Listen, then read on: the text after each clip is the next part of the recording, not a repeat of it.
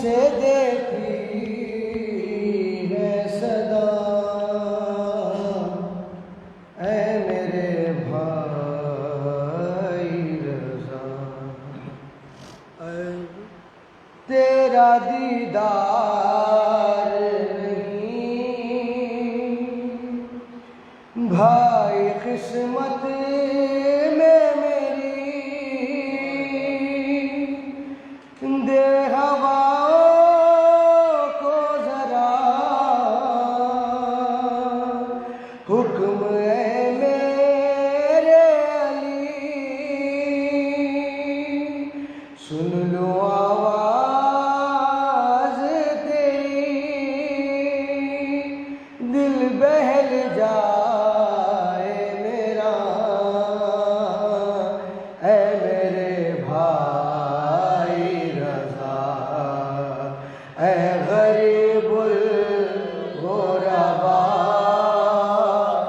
اے میرے بھائی رضا، دیکھنے آئی ہوں میں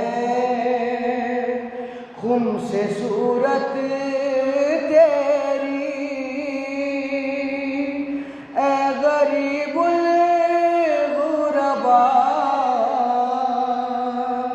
دیکھ غربت میری، کوئی بتلاتا نہیں مجھ کو مشہد کا پتہ، اے میرے بھائی رضا، اے غریب الغربا، اے میرے بھائی رضا، مجھ پہ جو بیت گئی وہ علم کچھ بھی نہیں، سامنے زینب کے میرے غم کچھ بھی نہیں، میں نہ بازار گئی نہ چھنی میری ردا، اے میرے بھائی رضا، اے غریب الغربا، اے میرے بھائی رضا، ہوں یتیمہ لیکن وہ یتیمہ تو نہیں، ہوں یتیمہ لیکن وہ یتیمہ تو نہیں، قیدی بابا کی قسم میں سکینہ تو نہیں، جس کے گوہر بھی چھینے جس کا دامن بھی جلا، اے میرے بھائی رضا، اے غریب الغربا، اے میرے بھائی رضا، کیا کیا خیر کے بے جرموں خطا کو مارا، دل برے فاطمہ او شیر خدا خدا کو مارا، زیر دلوا کے غریب الغربا کو مارا، آج مامون نے مظلوم رضا کو مارا، خاک میں مل گیا ایک اور گل باغ ذرا، گل ہوا خراساں میں چراغ کہاں مظلوم نے مجھ کو نہیں انگوروں کی چھاپ، کس لیے سامنے ہے تشت جو تو نے رکھا، کیا اصرار جو اس نے تو امام زیجا، کھا کے انگور کو کہنے لگے انا للہ، پوچھا مامون نے کیا بات ہے فرمائیے گا، سر جھکا کر کہا معصوم نے معلوم کھا کے انگورے دغائے ہیں گھر کو اپنے، خے کیے جاتے ہیں پکڑے ہوئے سر کو اپنے، درد ہوتا ہے دباتے ہیں جگر کو اپنے، یاد فرماتے ہیں ہمشیروں پسر کو اپنے، سیدوں بے کسو مظلوم غریب الغربا، مضطرب حال ہے یا معصوم غریب الغربا، موت آ گیا چہرے پا پسینہ یارو، غشم ہے وارث سلطان مدینہ یارو، آٹھواں مورے نبوت کا نگینہ یارو، خاک میں ملتا ہے احمد کا خزینہ یارو، در و دیوار کو حسرت سے رضا دیکھتے ہیں، اور انہیں آس سبیلے آباد، اور انہیں آس سبیلے آباد دیکھتے ہیں۔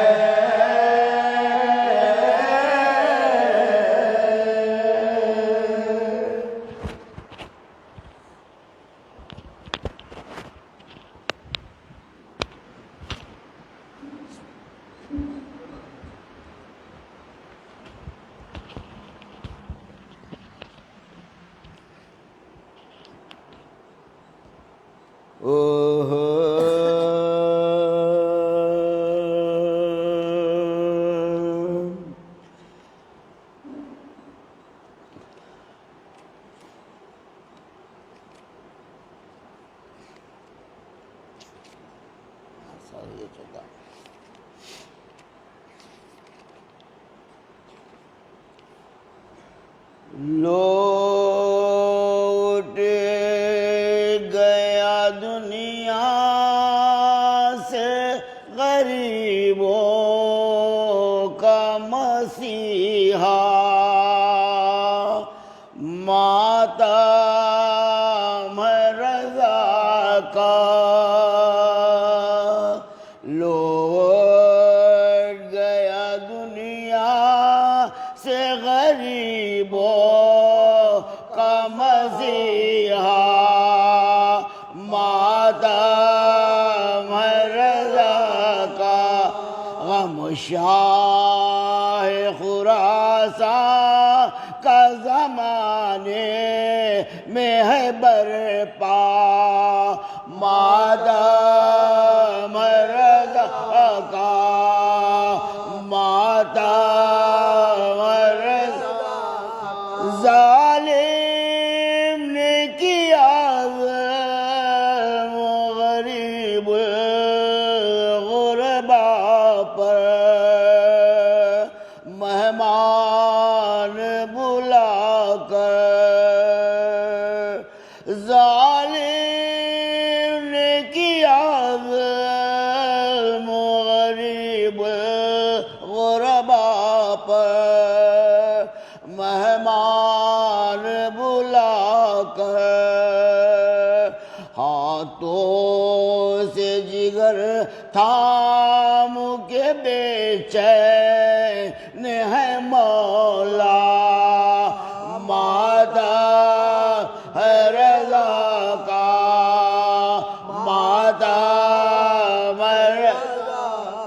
انگور میں ظالم نے دیا زہر دغا سے مولا ہے تڑپتے انگور میں ظالم نے دیا زہر دغا سے مولا ہے تڑپتے یہ ظلم سے ٹکڑے ہوا مولا کا کلیجہ ماتم رضا کا لوٹ گیا دنیا سے غریبوں کا مسیحا ہائے معصوم میں خم کرتی ہے رو رو کہ یہی دل ہوتا ہے بے چین میں زندہ رہی مر گیا ہائے میرا بھیا ماتا ہے رضا کا ماتا ہے رضا کا ابو اہل عزا پیٹی کے سر خاک اڑاؤ اور عشق بہاؤ ابو اہل عزا پیٹی کے سر خاک اڑاؤ اور عشق بہاؤ دینا ہے ہمیں موسیٰ کاظم کو بھی پرسا آتا ہے رضا کا ماتا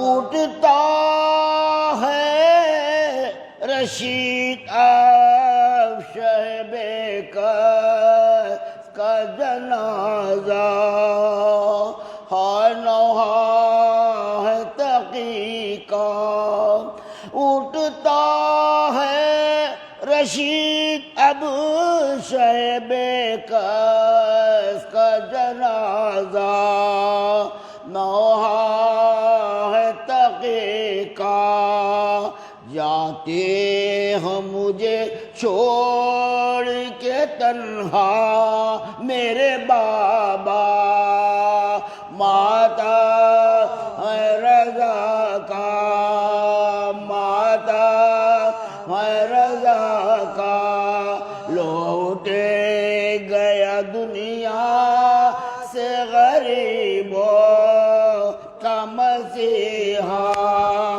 ماتا میں رو رو کے جد کی قبر پہ مولا نے عرض کی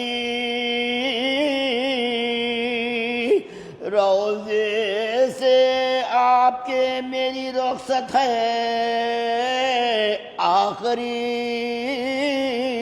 واپس نہ شہر تو سے میں آؤں گا کبھی، لیجیے سلام آخری خواجہ کا یا نبی،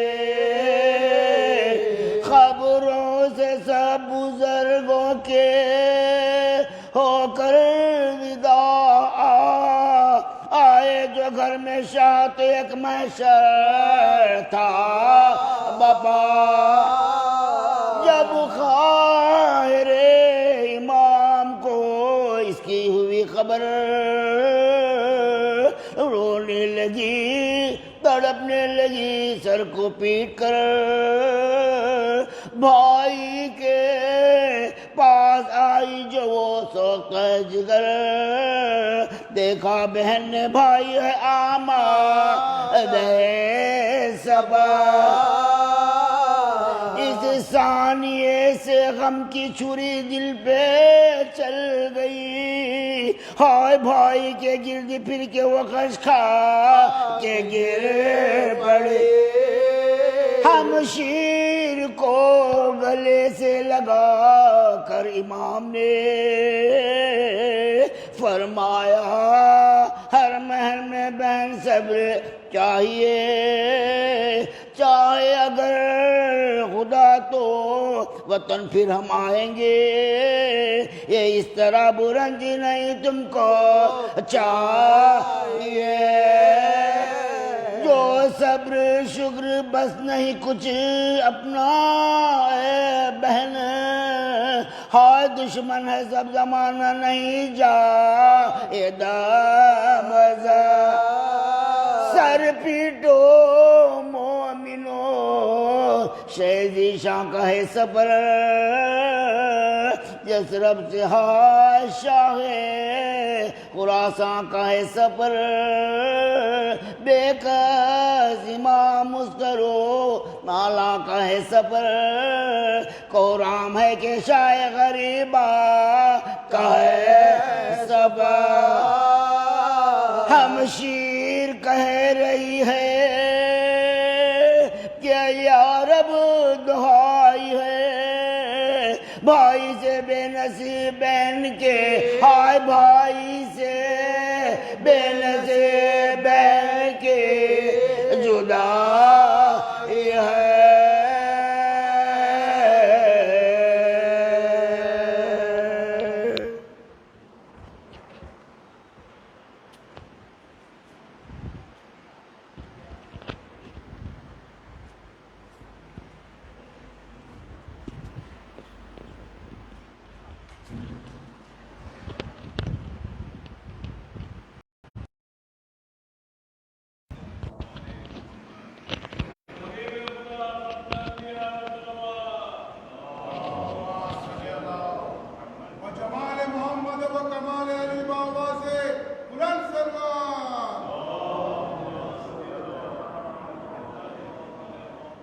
اعوذ باللہ السمیع العلی العظیم من الشیطان اللعین الرجیم، بسم اللہ الرحمن الرحیم، الحمدللہ رب العالمین، الصلاۃ والسلام علی اشرف الانبیاء والمرسلین، خاتم النبیین، رحمت للعالمین، ابی القاسم محمد،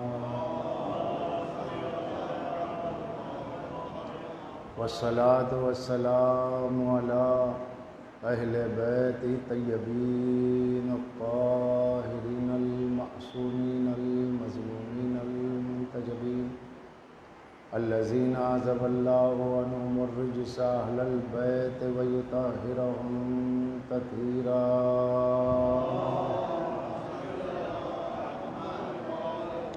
ولعنت اللہ علی اعدائہم اجمعین من الآن الی قیام یوم الدین،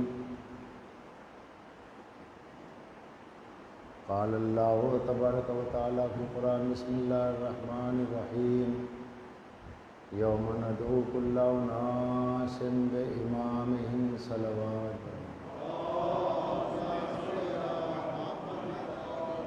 عزیزان گرامی، بڑی مشہور و معروف آیت جسے آپ نے ہزاروں بار سنا ہے، ارشاد رب العزت قیامت کے دن اللہ لوگوں کو، انسانوں کو ان کے ایمان کے ساتھ بلائے گا۔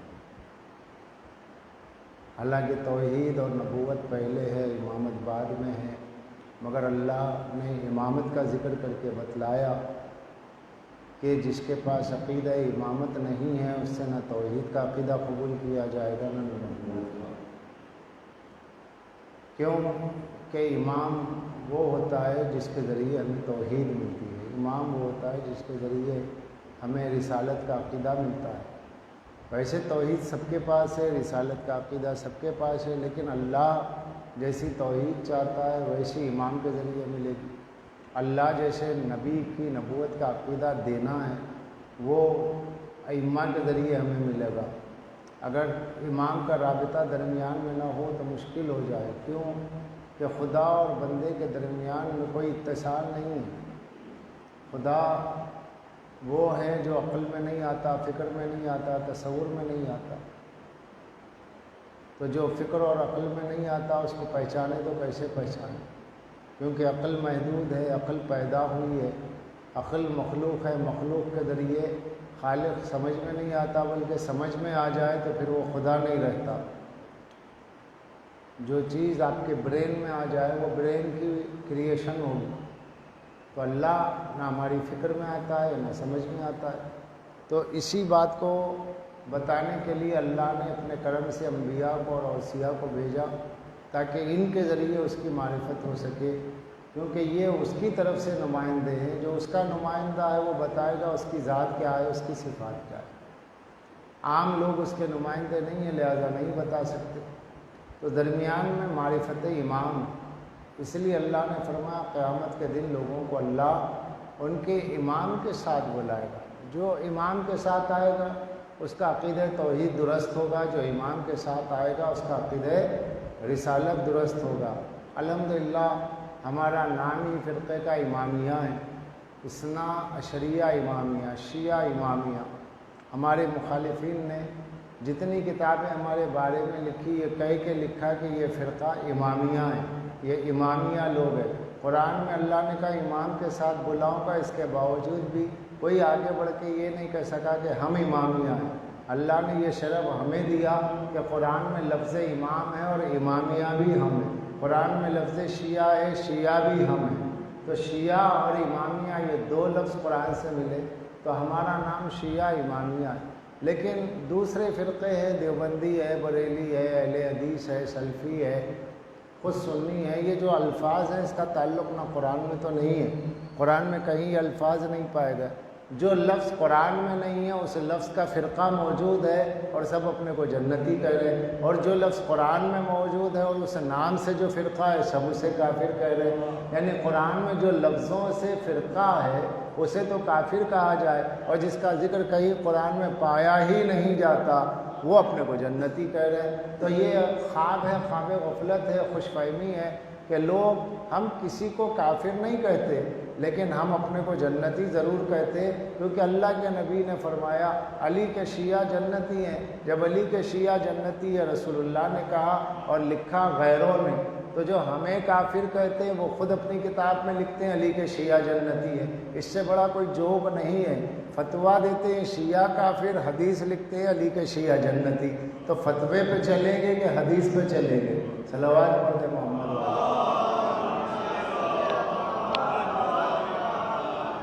تو بعض چیزیں کیا ہوتی ہے، دو اور دو چار کی طرح واضح رہتی ہے، لیکن تعصب، پارشلٹی، ایک ایگو اور ایک نسلی تعصب کہ ارے ہمارے دادا پردادا، ہمارے پورے لوگ پوروج جو یہ مانتے ہیں، اگر آج ہم یہ نہیں مانیں گے تو اس کا مطلب یہ ہوا ہمارے دادا غلط، بابا غلط۔ تو یہ جو شیطانی فکر پیدا ہوتی ہے یہ حق سے روک دیتی ہے، اور جب حق سے روک دیتی ہے تو پھر انسان کے اندر اس کے تعویلات پیدا ہوتے ہیں۔ پھر اب اس میں کیا کرتا ہے وہ تعویل کا مطلب یہ کہ اس میں ایسی باتیں پیدا کرتا ہے جس میں اپنے کو صحیح ثابت کرنے کی کوشش کرے۔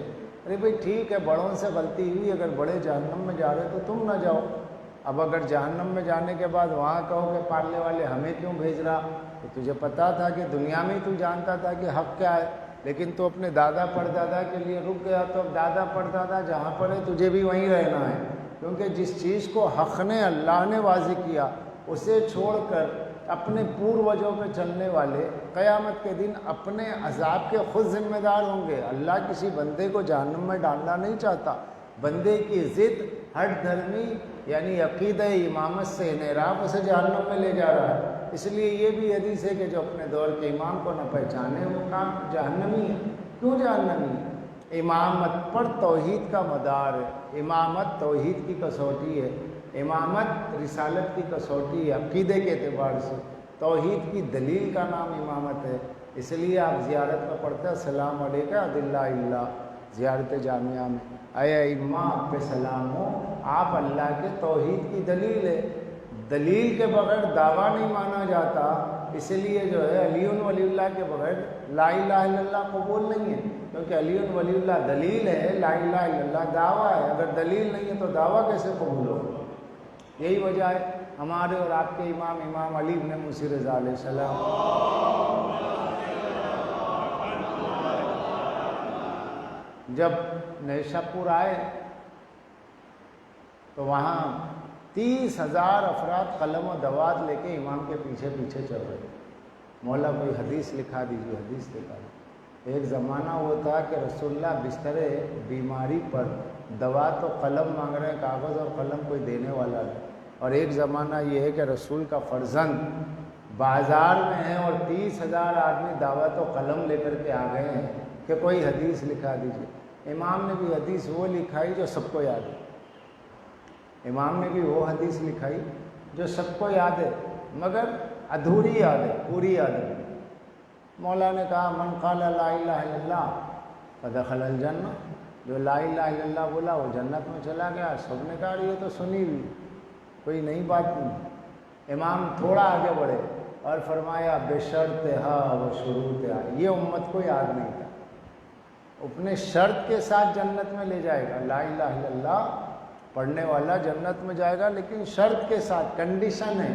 وہ کنڈیشن کیا ہے؟ تو کہا کہ اس میں کی ایک کنڈیشن میں ہوں، میرے بغیر لا الہ الا اللہ تمہیں جنت میں نہیں لے جائے گا۔ تو امامت کیا ہے؟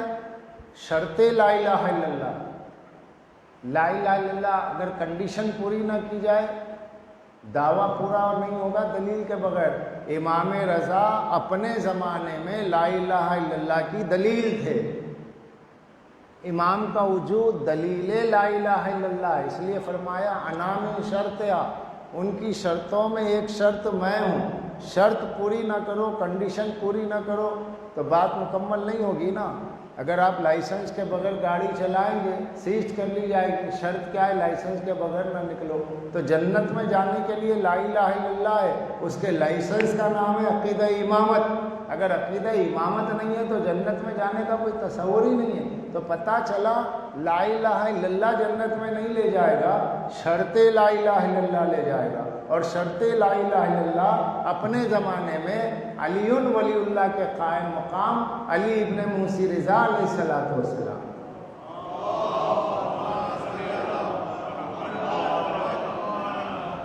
اب یہ عقیدہ امامت جو ہم 8ویں امام کے لیے رکھتے ہیں، 12 امام، 12 کا بھی ذکر قرآن میں موجود ہے۔ 12 نقیبہ، اللہ نے فرمایا 12 نقیب ہوں گے، تو بنی اسرائیل کے 12 نقیب تھے، اس کا ذکر ہو رہا ہے سورہ مائدہ میں۔ 12 نقیبہ، اب یہ 12 یعنی 12، یہ 12 کا لفظ ہمیں کہاں سے ملا؟ قرآن سے۔ غور کیجیے، 12 کا لفظ قرآن میں ہے، یہ بھی ہمیں ملا۔ امام کا لفظ بھی قرآن سے ملا، شیعہ کا لفظ بھی قرآن سے ملا۔ یہ 3 لفظوں کو ملا دو تو شیعہ، امامیہ، 12، یہ تینوں نام کیا ہے؟ قرآن میں ہے۔ تب اس کے بعد کہنے کی کیا ضرورت ہے؟ کسی اور کو بتانے کی کیا ضرورت ہے؟ صاف سی بات ہے بھائی، 12 تو ہم کیا ہوئے؟ 12 امام۔ اب مخالفین کی کتاب صحیح بخاری دیکھی تو صحیح بخاری آپ کھولیں تو کتاب الاحکام میں آپ کو ملے گا، رسول اللہ نے فرمایا کہ یہ امت ختم نہیں ہوگی یہاں تک کہ میری امت میں 12 خلفاء ہوں گے۔ ایک حدیث میں 12 ائمۃ القریش، بخاری میں ہی موجود۔ میری امت میں 12 امام ہوں گے جو قریش سے ہوں گے، یعنی میرے خاندان سے ہوں گے، میرے قبیلے سے ہوں گے۔ یہ ائمہ 12 ہوں گے، یہ بخاری میں موجود ہے۔ 12 کا لفظ قرآن میں موجود ہے۔ تو اب ذرا عامت المسلمین سے پوچھا جائے کہ بھائی 12 کا ذکر بخاری میں ہے؟ ہاں ہے۔ 12 کا ذکر قرآن میں ہے؟ ہاں ہے۔ تو یہ بتائیے یہ 12 کون ہے؟ تو وہ 4 نام لیں گے، خلفائے راشدین بول کے مولا کائنات کو چوتھا نام، 5واں نام معاویہ، 6واں نام یزید۔ 6 کیا ہے؟ یزید 6 خلیفہ ہے مسلمانوں کا، یزید 6 خلیفہ ہے۔ اس کے بعد 7واں عبد الملک کو مانے، 8واں سلیمان بن عبد الملک، 9واں ولید بن عبد الملک، 10واں اسی کا بیٹا ہشام بن عبد الملک، اور 12واں امام مہدی کو مانیں گے جو پیدا ہونے والے ہیں۔ ہمارے پاس کیا ہے؟ غیبت میں ہے، وہاں کیا ہے؟ پیدا ہونے والے۔ لفظ مہدی کامن ہے مگر کانسیپٹ الگ الگ ہے۔ یہاں پیدا ہو چکے ہیں غیبت میں، وہاں پیدا ہونے والے۔ اب کمال یہ ہے کہ اللہ کے نبی نے کہا ائمۃ القریش، اور اس کے بعد میں حدیث صواعق مورخہ جو شیعت کے خلاف بہت بڑی کتاب اس وقت بھی چھپتی ہے، بار بار چھپتی ہے، اس میں موجود ہے یہ وہ لوگ ہوں گے، یا ائمہ وہ ہوں گے جو ہدایت کے اوپر عمل کرنے والے، ہدایت کے دینے والے اور حق پہ عمل کرنے والے ہوں گے۔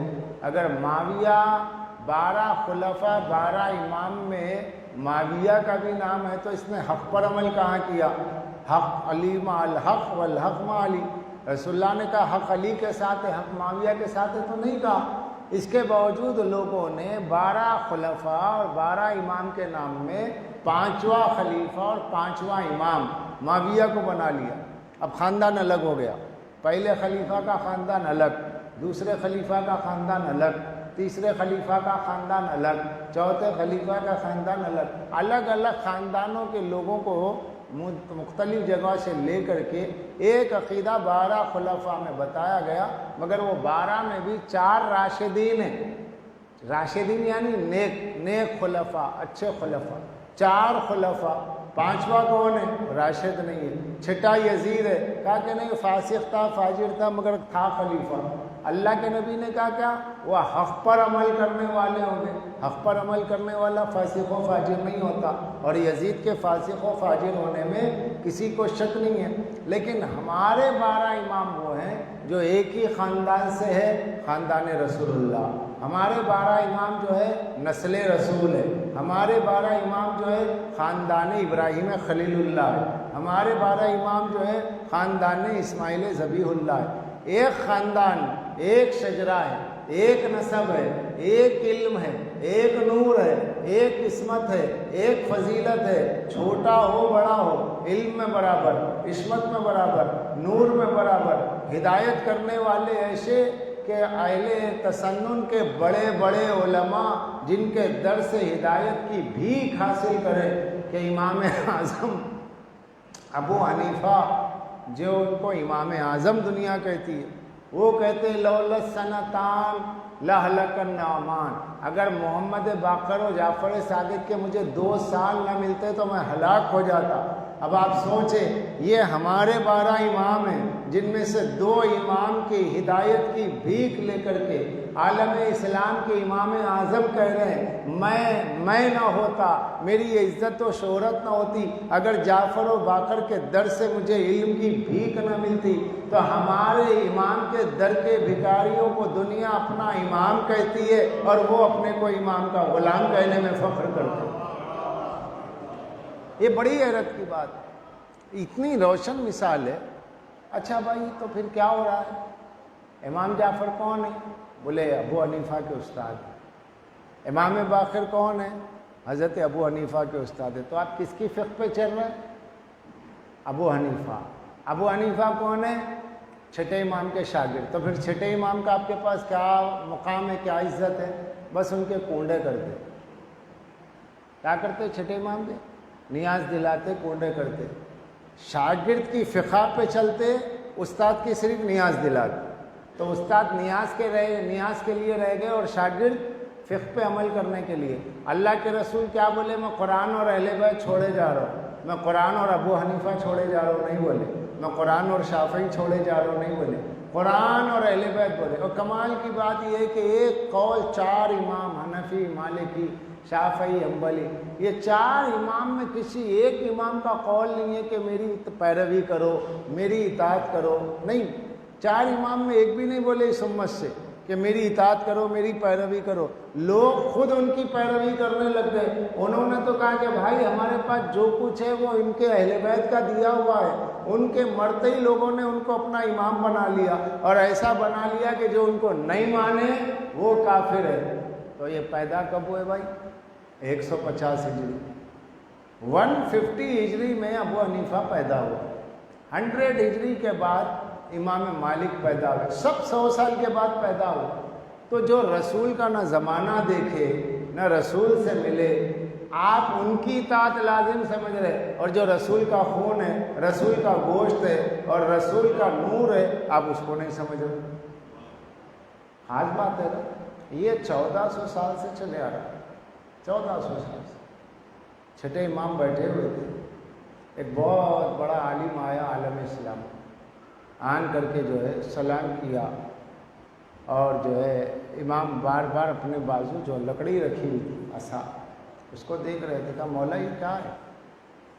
فرزند رسول یہ کیا ہے جس کو آپ آگے لیے بیٹھے؟ کہا یہ میرے جد رسول اللہ کی لکڑی ہے جس سے حضور زمین پہ ٹک کے چلتے. سنتے ہی آگے بڑھ کے کہا اجازت دیجیے میں اسے چوم لوں. بھائی لکڑی ہے بھائی، چوم کے کیا کروں؟ نہیں یہ رسول اللہ نے اس کو چھوا ہے، میں اسے چومنا چاہتا ہوں. وہ جیسے ہی آگے بڑھا امام نے اپنا ہاتھ بڑھا دیا. کہا کہ نہیں میں لکڑی کو چومنا چاہتا ہوں. امام نے فرمایا کمال ہے، یہ جنگل کی کٹی ہوئی لکڑی میرے نبی نے اسے چھو دیا تو اتنی محترم ہو گئی، اور یہ گوشت، یہ خون، یہ ہڈی، یہ چمڑا، یہ سب رسول کا ہے. تجھے رسول کا مجسم خون نظر نہیں آ رہا، جنگل کی لکڑی سمجھ میں آ رہی. جس کو نبی چھو لے اس کی تو عزت کر رہا ہے، اور جو نبی کا خون ہے اس کی تو عزت ہی نہیں کر رہا.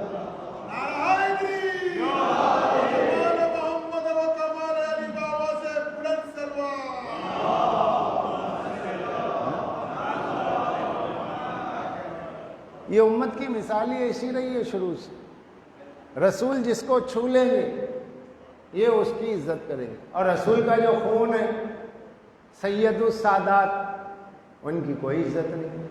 ان سے علم حاصل کر رہے ہیں مگر ان کی عزت نہیں. عزت نہیں ہے مطلب، عزت کا مطلب ان کی پیروی ہے نا بھائی. تو جب آپ ان سے کو استاد مان رہے ہیں، اولاد رسول مانتے ہیں، سید السادات مانتے ہیں، اور فخر بھی کرتے ہیں کہ ہم نے ان سے علم لیا، تو جب وہ زندہ ہیں تو انہی کی اطاعت کرو. انہیں چھوڑ کے اپنی اطاعت کیوں کروا رہی ہے، ان کی اطاعت کیوں کی جا رہی؟ تو دنیا میں شروع سے یہی رہا ہے. عظمت اہل بیت پہ پردے ڈالے گئے. اہل بیت کے قصیدے سب نے پڑھے، قصیدے پڑھنے میں کمی نہیں ہوئی. ہو سب نے کہا ارے اہل بیت اہل بیت اہل بیت نور ہے، اہل بیت یہ ہے، اہل بیت وہ ہے. شافعی کے اشعار کہ علی ابو جنہ وسیع مصطفیٰ کا امام الانس والجنہ، کہ علی جو ہے، علی کی محبت جہنم سے ڈھال ہے. علی جنات اور انسانوں کے امام ہیں. علی جنت کے پروانے کے تقسیم کرنے والے، جنت کے ٹکٹ علی دینے والے. یہ سب پڑھ رہے ہیں. یہ امام شافعی کے اشعار ہے. تو پھر امام شافعی نے جب یہ کہا علی جنت کی تقسیم کرنے والے ہیں، تو شافعی کو امام کیوں مانتے ہو، امام علی کو امام کیوں نہیں مانتے؟ جن کے استادوں نے نجات کا بنیاد امام کو قرار دیا، ان کے چھوڑ کے کسی اور کو کیوں ماننا چاہیے؟ ہم یہی کہہ رہے.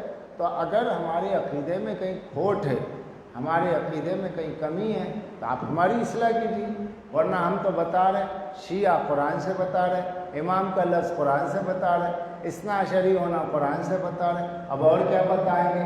نص قرآن سے بتا رہے، انی جاعلک للناس اماما، امام بنانے والا اللہ ہوتا ہے. انی جاعل فی الارض خلیفہ، خلیفہ بنانے والا اللہ ہوتا ہے. اللہ کی طرف سے خلافت ہوتی ہے، اللہ کی طرف سے امامت ہوتی ہے، یہ بھی ہم قرآن سے بتا رہے ہیں. اب آپ اجماع قرآن سے دکھاؤ، شورا قرآن سے دکھاؤ، خیر و غلبہ قرآن سے دکھاؤ، ثقیفہ قرآن سے دکھاؤ، ورنہ غدیر ہم قرآن سے دکھائیں. غدیر جب دکھائیں گے قرآن سے تو غدیر بھی ہے، جبریل بھی ہے، منبر بھی ہے، رسول بھی ہے، مجمع بھی ہے۔ یہ غدیر ہے۔ غدیر میں جبریل بھی ہیں، آیت کو لائے ہوئے، غدیر میں رسول اللہ بھی ہے، غدیر میں منبر بھی ہے، غدیر میں 1.25 لاکھ کا مجمع بھی ہے۔ سقیفہ میں نہ جبریل ہے، نہ منبر ہے، نہ رسول ہے، نہ صحابہ ہے، نہ میدان ہے، نہ افراد ہے، نہ مجمع ہے کیا؟ اندھیری کوٹری ہے۔ جہنم کے اندھیری کوٹریوں میں کوٹری ہے جہاں پر عرب کے لٹیرے لوٹا ہوا مال تقسیم کرتے تھے بیٹھ کے، اس جگہ کو سقیفہ کہا گیا۔ سقیفہ کس کا نام ہے؟ غیاث اللغت ڈکشنری، معتبر ڈکشنری ہے، غیاث اللغت میں موجود ہے کہ سقیفہ اس جگہ کا نام ہے جہاں پر عرب کے لٹیرے لوٹ کا مال چھپ کے بیٹھ کے آپس میں بانٹ لیتے تھے۔ اس کا گلا کاٹ دیے، اس کا زیور لوٹ لیے، اس کا اونٹ بھگا دیے۔ یہ اب وہاں پر جہاں چور آپس میں مال تقسیم کرتے تھے وہاں رسول کے بعد آل کے حق کو مار کے تقسیم کیا گیا۔ تم مجھے بناؤ میں تمہیں بناؤں گا، اس کے بعد وہ بنے، اس کے بعد یہ بنے۔ نہ زہرا ہے، نہ علی ہے، نہ حسنین ہے، کسی کا درمیان میں کوئی نام ہی نہیں ہے۔ اور جس کا نام قرآن میں ہے، اللہ نے جسے اپنے دین کی دلیل بنا کے میدان مباہلے میں بلایا، میدان والوں کو لوگوں نے کچھ نہیں مانا، مکان میں چھپنے والوں کو مانا۔ اجالے، غدیر کا نام اجالا ہے، اجالے والے امام کو نہیں مانا، اندھیرے والے کو مان لیا۔ اب ہمارے پاس کوئی کمی ہو تو دنیا بتائے ہمارے میں کمی کیا ہے؟ ہمارے میں یہ کمی ہے کہ ہم آپ کے بنائے ہوئے کو نہیں مانتے، اللہ کے بنائے ہوئے کو مانتے، رسول کے بنائے ہوئے کو مانتے ہیں، تو دنیا میں ہم کافر کہے جاتے ہیں۔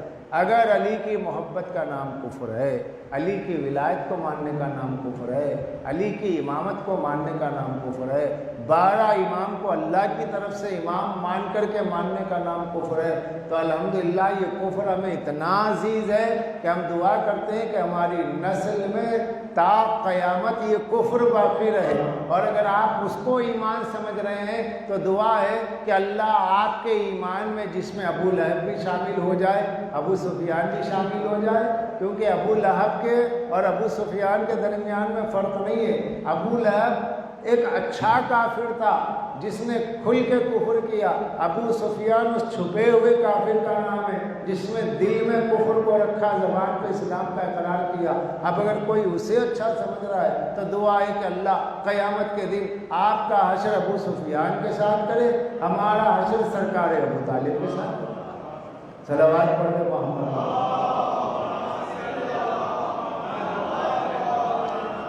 اور پھر جو اللہ کی طرف سے امام ہوتا ہے اس کو کسی کی ضرورت نہیں، سب کو اس کی ضرورت، اس کو کسی کی ضرورت۔ اس لیے اللہ کے نبی نے کہا یا علی انت بمنزلۃ الکعبہ، اے علی تمہاری منزلت کعبے کی منزلت، تمہارا مقام کعبے کا مقام، تمہاری عزت کعبے کی عزت۔ کیوں؟ کعبہ کسی کے پاس نہیں جاتا، سب کعبے کے پاس آتے۔ علی کسی کے پاس نہیں گئے، سب علی کے پاس آئے۔ سب کو کعبے کی ضرورت ہے، کعبے کو کسی کی نہیں۔ سب کو علی کی ضرورت تھی، ہے، رہے گی، علی کو کسی کی ضرورت نہیں ہے۔ 1,24,000 کا مجمع غدیر میں بیعت کر کے مکر گیا، علی کا چہرہ نہیں اترا کہ ارے مجھے مجمع چھوڑ کے چلے گیا، کیونکہ علی مجمع کا محتاج نہیں ہے، مجمع علی کا محتاج ہے۔ اور اس کا ثبوت کیا ہے؟ یہ بھاگا ہوا مجمع، علی کی بیعت کو توڑ کے گیا ہوا مجمع، چوتھے دور میں صحیح پھر علی کے قدموں میں آیا، 3 ٹھوکریں کھا کر علی کے پاس آیا۔ علی نے کیا کہا؟ وَلْتَمِسُوا غَيْرِي، جاؤ جاؤ جاؤ، جیسے مجھے چھوڑ دیا چھوڑ دو، میرے پاس مت آؤ، خدا حافظ۔ مگر لوگ آئے، یا علی قیامت کے دن ہم آپ کا دامن تھام لیں گے کہ اللہ ہم علی کے پاس آئے تھے، علی نے ہمیں پناہ نہیں دی۔ تو مولا نے کہا ایک شرط پہ بیعت لوں گا، شرط یہ ہے کہ میں قرآن اور سنت پہ چلوں گا اور چلاؤں گا، اور جو اس کے خلاف جائے گا میں اس کی خبر لوں گا، اور تم ٹیڑھے ہو گئے تو میں تمہیں سیدھا کر دوں گا۔ وہ پہلے دور کی بات ہے کہ میں ٹیڑھا ہو جاؤں تم سیدھے کر دیں۔ علی نے کہا تم ٹیڑھے ہو جاؤ میں صحیح کر دوں گا۔ تو مولا کائنات نے بتایا کہ مولا کی مثال کعبے کی مثال ہے۔ اب اگر کوئی کعبے کے آگے جا کے نماز پڑھ لے گا تو کیا ہوگا؟ شریعت کیا کہتی؟ فقہ حنفیہ، فقہ جعفریہ، شیعہ، سنی فقہ کیا کہتی؟ جو کعبے کے آگے جا کے نماز پڑھے گا نماز باطل ہو جائے گی، کعبے کو پشت دے گا نماز باطل ہو جائے گی۔ رسول اللہ نے کیا کہا؟ علی کے منزل کعبے کی منزل ہے۔ اب دنیا دلیل لاتے، ارے آپ ان کو نہیں مانتے جن کے پیچھے علی نماز پڑھتے تھے، تو میں بھی آپ سے کہوں کہ میں کعبے کے آگے کھڑا ہو جاتا ہوں، کیا آپ مجھے مان لیں گے؟ تو کہا کہ توبہ توبہ، جو کعبے کے آگے جائے گا تو اس کی نماز ہی باطل ہو جائے گی، اس کے پیچھے نماز کیسے ہوگی؟ تو آپ یہی سمجھ لیجئے نا کہ یہ بولتا ہوا کعبہ ہے، کعبے کا نام علی ہے۔ رسول اللہ نے کہا علی کی منزلت کعبے کی منزلت ہے۔ اب کوئی علی کے آگے کھڑا ہو جائے گا تو اس کی نماز باطل ہو جائے گی، کعبے پہ کیا اثر پڑنے والا ہے؟ علی تو کعبہ ہے۔ یہی جواب ہمارے علماء نے دیا ہے۔ ایسے بودے سوالات لے کر کے لوگ آتے ہیں، صدیوں میں جن کے جوابات دے دیے گئے ہیں۔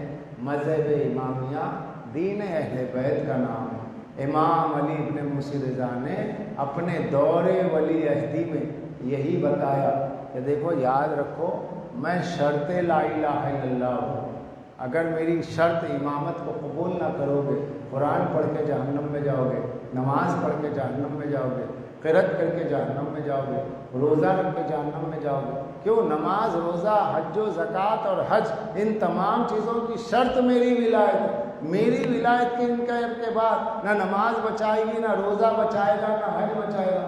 پتہ چلا جہنم سے بچانے والے عمل نہیں ہے، جہنم سے بچانے والی ولایت۔ اور اسی ولایت کو ولایت مطلقہ کہا گیا، اسی امامت کو امامت مطلقہ کہا گیا۔ اور یہی وہ امامت ہے کہ جس نے بڑھ کر کے کہا اے لوگوں گھبرانا مت، قبر کی منزل میں ہم آئیں گے، اے لوگوں نزاع میں ہم آئیں گے، قبر میں ہم آئیں گے، محشر میں ہم ملیں گے، جنت کے دروازے پہ ہم ملیں گے، جہنم کے دروازے پہ بچانے کے لیے ہم ملیں گے، شدت کی پیاس میں کوثر پہ ہم ملیں گے، ہر جگہ ہم ملیں گے۔ یہ سوائے ائمہ تحریر کے مولا علی کے کسی نے دعویٰ نہیں کیا۔ اگر کسی نے کیا ہے تو کسی ایک خلیفہ کا یا کسی ایک 4 امام میں ایک امام کا، کسی کا تو ذکر بتائیے، کوئی جھوٹی کتاب میں تذکرہ بتائیے۔ کبھی کسی نے کہا کہ وہ جنت میں لے جائے گا، کوئی قبر میں آئے گا، کوئی محشر میں ملے گا، سب تو اپنی اپنی منزل میں۔ آپ خود کہتے ہیں اللہ ان سے راضی ہو جا، اللہ ان سے راضی ہو جا، اللہ ان سے راضی ہو جا، اور جسے اللہ نے اپنی مرضی دے دی اس کو ماننے کے لیے تیار نہیں ہے۔ وَمَن يَشْرِ نَفْسَهُ ابْتِغَاءَ مَرْضَاتِ اللَّهِ وَاللَّهُ رَءُوفٌ بِالْعِبَادِ۔ اللہ کی جو مرضی بن گیا، مرضی مطلب یہ علی پر چھوڑ دیا، اے علی تیری مرضی ہے، جسے چاہے جنت دے دے، جسے چاہے جہنم دے دے، عبادت علی کی کرو، ولایت عبادت اللہ کی کرو، ولایت علی کی مانو، عبادت اللہ کی کرو، ولایت علی کی مانو۔ شرط ولایت کچھ نہیں ہے مگر شرط عبادت ولایت ہے۔ ولایت کی شرط کچھ نہیں ہے، عبادت کی شرط ہے۔ عبادت نماز، عبادت روزہ، عبادت حج، عبادت زکوٰۃ۔ اب اس میں اگر جو شرط توڑ دے گا تو نماز ہے، نہ روزہ ہے، نہ حج ہے، نہ زکوٰۃ ہے۔ اس لیے امام رضا کی ولایت کو کہ اس ولایت کو ماننے کے بعد بندے کی نجات ہے۔ اور پھر امام رضا ذات گرامی کا نام ہے جس نے اپنے زمانے میں بڑے بڑے مناظرے کیے۔ ہمارے پاس جو ڈیبیٹ کرنے کا طریقہ ہے وہ ہمارے امام سے ہمیں ہے۔ 70 علماء کے بیچ میں امام رضا تنہا مناظرہ کرتے تھے۔ مامون ملعون کے دربار میں، مامون ملعون امام کو اپنی دربار میں بلایا اور اپنے دربار کو شرف دیا امام کی نشست سے، تو امام نے دیکھا کہ وہاں پہ راس الجالوت ہے، بڑے بڑے یہودیوں کے علماء، عیسائیوں کے علماء، کمیونسٹ، ایتھسٹ، بڑے بڑے علماء آئے ہیں، سوال پہ سوال کر رہے ہیں۔ امام سب کا جواب دیتے، ایک کے بعد ایک، کبھی یہودی کا سوال اس نے جواب، کبھی عیسائی کا سوال، کبھی ایتھسٹ کا سوال۔ راس الجالوت آتا ہے، راس الجالوت آ کر کے کہتا ہے میں ایک یہودی عالم ہوں، میں ایک یہودی عالم ہوں، میں آپ سے مناظرہ کرنا چاہتا ہوں۔ میں کس بات پہ مناظرہ کرنا چاہتا ہوں؟ میں موسیٰ کی عظمت پہ مناظرہ کرنا چاہتا ہوں۔ کہا کہ عیسیٰ کو مانتا ہے کہ نہیں مانتا؟ کہا نہیں مانتا۔ کیوں نہیں مانتا بھائی؟ موسیٰ کو کیوں مانتا ہے؟ کہا کہ موسیٰ وہ ہیں کہ جن کے لیے دریا شق ہو گیا، موسیٰ وہ ہیں کہ جنہوں نے ایک लकड़ी से चट्टान पे मारा, 12 चश्मे जारी हो गए। मूसा वो हैं जिनके हाथ में रोशनी नमूदार होती थी, तो जो मोजेज़े हज़रत मूसा के हैं किसी के नहीं। तो कहा कि तू क्या नहीं जानता, ईसा के लिए भी मौजूद है, मुर्दों को ज़िंदा करते थे, बीमारों को शिफा देते थे, मुर्दे में जान डाल देते थे। तो बोले नहीं, ये बातें तो लोग कहते हैं। तो कहा फिर मूसा के लिए क्या तू ज़िंदा था जो मूसा को देख रहा था, पैदा हो चुका था? वो भी तो सुनी हुई है। तो जो बातें तूने मूसा के लिए सुनी वही बातें तूने ईसा के लिए सुनी। फिर जो बात मूसा और ईसा की है, एक को मानता है, एक को क्यों नहीं मानता? वो खामोश हो गया, आगे ना बढ़ सका। कहा देख, ताज्जुब इंसान को अंधा कर देता। मूसा को मान मगर ईसा को भी मान, और जब ईसा को मान तो हमारे जद रसूलुल्लाह को भी मान। तो उसने कहा मैं आपके जद को कैसे मान लूँ, वो नबी थे। तो कहा कि तू तौरेत का आलिम है? बोले हाँ। तो बता मुझे एक बात, क्या तौरेत में ये नहीं लिखा है कि खुदा का नूर सैना से आया, जबल साइर पे चमका और फारान से जाहिर हुआ? उसने दिमाग पे जोर दे के कहा, यह आयत तो मुझे याद है, सच फरमा रहे आप। क्या ये तौरेत की आयत है? ओल्ड टेस्टमेंट में है? हाँ है। क्या मतलब? वो तौरेत का आलिम है, उसको तौरेत की आयत सुना के इमाम रजा ने पूछा इस आयत का मतलब बोल जो तौरेत में। वो तौरेत का आलिम होके कहता है आयत तो है लेकिन मैं समझा नहीं कि मतलब क्या है। अल्लाह हो। इमाम रजा ने फरमाया मैं तौरेत का मतलब तुझे बताता हूँ, इसका मतलब क्या है। तौरेत में ये जो लिखा हुआ है कि मूसा, तौरेत में ये जो लिखा है मूसा की किताब में कि नूर सैना से आया, जबल साइर पे चमका, फारान से जाहिर हुआ। सैना से मुराद पूरे सीना है। बोले जी जी जी, पूरे सीना पे जो नूर आया वो नूर नबूवत, वो मूसा को नूर दिया गया। जबल साइर, हज़रत ईसा जिस पहाड़ पर तशरीफ़ लाए वहाँ पे वो नूर चमका।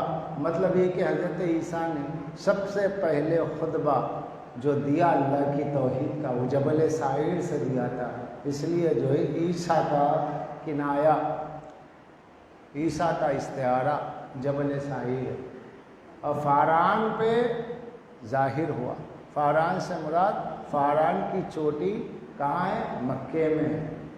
आज भी फारान का कोहे फारान। तो इमाम रज़ा ने कहा ऐ रसूल जालूत, तासुब से काम ना ले, तेरी मुक़द्दस किताब में जो आयत लिखी है तो उसका इनकार कर रहा है? का इनकार नहीं कर रहा हूँ, समझ नहीं पा रहा। तो इमाम ने कहा अब यही उसका मतलब है। सैना से मुराद मूसा, जबल साइर से मुराद ईसा, और फारान से मुराद हमारे जद रसूलुल्लाह है। ये सुनना था कि उसने कहा कि फर्जंद रसूल, आपने चूँकि मेरी तौरेत से साबित कर दिया अपने जद की नबूवत को, अब मेरे पास सरेंडर होने के सिवा चारा नहीं है।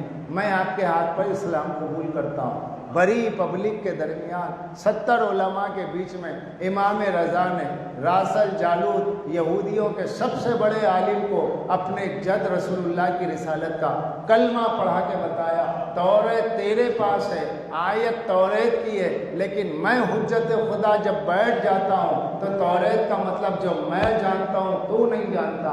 उसने इकरार किया, पूरी ज़िंदगी तौरेत पढ़ता रहा, तौरेत मेरी समझ में नहीं आई, लेकिन आप कैसे समझ गए? तो इमाम ने फरमाया मैं अल्लाह की तरफ से इमाम हूँ, मैं तौरेत को वैसे पढ़ के बताऊँगा कि तू नहीं पढ़ पाएगा। अब इमाम ने तौरेत की तिलावत शुरू की असली ज़बान में। इमाम ने फरमाया तू जो तौरेत पढ़ रहा ये असली ज़बान में थोड़ा ही है, ये सिरियानी ज़बान में नहीं है। ये जो तू तौरेत पढ़ा ये किसी और ज़बान में, तौरेत जिस लैंग्वेज में ज़ाहिर हुई मुझसे सुन, मैं तौरेत पढ़ के बताऊँगा। जब तौरेत इमाम पढ़ने लगे उस पर अजीब रूहानी कैफियत तारी। उसने कहा कि फर्जंद रसूल मेरी इतनी बड़ी उम्र हो गई, मैं आज तक असली तौरेत ना पढ़ सका, आपसे सुन रहा हूँ तो मुझे ऐसा एहसास हो रहा है कि मूसा कितना अच्छा पढ़ते होंगे जब मूसा तौरेत पढ़ते होंगे। फरमाया मूसा भी होते तो वैसे ही पढ़ते जैसे मैं पढ़ रहा हूँ। कहा आप तो अरबी हैं, آپ کو سریانی لینگویج کیسے آ گئی؟ امام نے فرمایا کہ میں اللہ کی طرف سے امام ہوں، ہم اللہ کی طرف سے پڑھ کے آتے، زمین میں جتنی لینگویجز ہیں، جتنی زبانیں، وہ سب اللہ نے ہمیں عالم عرش پہ سکھا دی ہے۔ یہاں آنے کے بعد ہم سیکھتے نہیں ہیں، پڑھے ہوئے کو پڑھاتے ہیں۔ صلوات پڑھ دیں محمد والے۔